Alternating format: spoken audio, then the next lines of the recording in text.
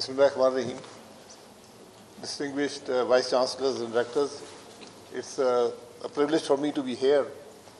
The theme of this conference is very valid, and it not only is something that affects education, it's something that affects our whole country also. So leadership, governance and reforms is something which we need in the academic sector, but we also desperately need it in our country. I always, I have some kind of radical ideas about where education is headed in Pakistan. But I think we need to take a step back below the university level, which is the entry level for the universities. And I think there's a very serious problem there. We are a country, probably one of the few countries in the world, which allows 5 different systems of education, at least 5. We have our board systems, we have the O-level, A-level, we allow American high school system to operate also, we allow IB, and then we have a very large madrasa system. So you have students from a huge variety of backgrounds coming into the university system. And to me even within that system, we should look at the board systems in Pakistan. There's a huge disparity on the quality of education and the examination that they have. So I've always been a big advocate and a failure at what Pakistan needs. And I think Pakistan really desperately needs a unified examination system. And that's what I think something the university should strive for. If the US system can work on a unified examination system for entry into universities and beyond, I don't think why Pakistan cannot do that. And the SAT system is fairly simple. It's basically 8th level English and 8th grade English and 8th grade math with a time pressure. So if you understand the concept, you will succeed, otherwise you will not succeed. So if you look at our board systems, they used to have much higher quality, now they don't. And there's a wide array of what the boards will do and what they cannot do, and the integrity levels are very, very poor. So we really need to be cognizant of that fact. I had an opportunity about 2 decades back to teach at when the universities are coming in, private universities are coming in. I and Hasan Iqbal Sahab we had nothing better to do, so we started teaching at the universities. And I can tell you, I hope it's changed, and I'm sure it's changed, but a majority of the students in those classrooms did not belong in that classroom, because the basic education was not up to the entry level for a university.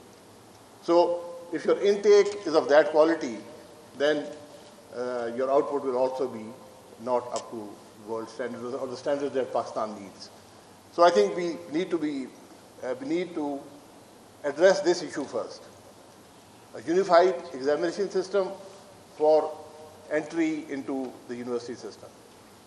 That's, to me, that's critical, and I think that's where the whole thing has to start. If you look at regulation, I think the gentleman before me was talking about that. If you look at the HEC, you cannot measure education in acres of land and square footage of buildings. You need to measure it with different parameters. And to me, those are quality parameters. So, and I'm sure if we use the HEC standards, probably Harvard College will not qualify to be a university in Pakistan. So HEC has to fix its problems. It's a regulator. And that's, again, not only an issue in the academic sector, it's also an issue in the whole of Pakistan. All the regulators have failed or are failing. You look at the power regulator, the gas regulator, the media regulator, the financial regulator, the stock exchange regulator. I mean, all of them, if you look at the problems of those sectors, they stem from the problems of the regulator. So the same thing in education. The HEC really needs to reinvent itself, think of what its role in the life of the university is, its role in higher education is, and work accordingly. The world has changed substantially. It is changing very fast, and our HEC also needs to change. The universities also need to change. We place a lot of emphasis on curricula, on developing curriculums. I think that's a lower level priority if you really ask me. I'm not an expert on this, but there are bigger problems that the universities face. I think those need to be addressed. And I had a professor in university who said something which has always stuck with me, which was that the student will always rise to the incompetence level of his teacher. So think about that. It has a lot of meaning. You don't rise to you rise to the incompetence level of your teacher. So if your teacher, I wish the universities would get together and look at and have one criteria at least, that to teach at the university level you must have a PhD degree.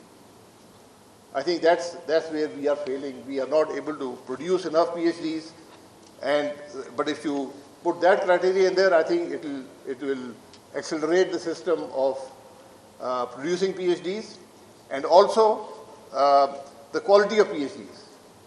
I, again, with a lot of respect, the quality of PhDs leaves a lot of doubts in my mind. When I meet people who are PhDs, some are brilliant, some are not. So there has to be a qualitative parity that has to be created there. So I hope I really, one can talk a lot about governance and reforms, and reforms have to be continuous. You look at China, I think China is probably has done more reform in the last 20 years than most countries have done in thousands of years or hundreds of years. But even today, China talks of continuous reform. So reform is not a choice. Reform is not something that you do once and forget about it. It's a continuous effort. So the universities have to continuously reform. The HEC has to continuously reform. And we need to look at what our problems are, because you have a sacred trust. You are producing the future, the leaders of tomorrow for Pakistan.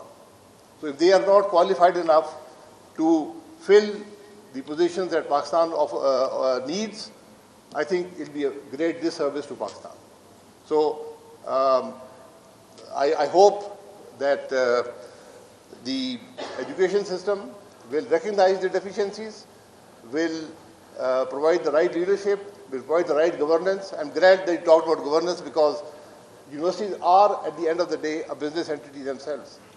So they need to have the right type of people to run those institutions.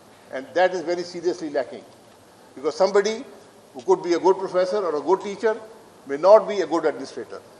He necessarily is not somebody who can govern, who can provide leadership. Those are different qualifications. So I hope that we can recognize our issues and resolve them. But I think the biggest emphasis I would really put is on the HEC. The HEC really needs to reform itself and provide leadership for the education sector in Pakistan. Thank you very much.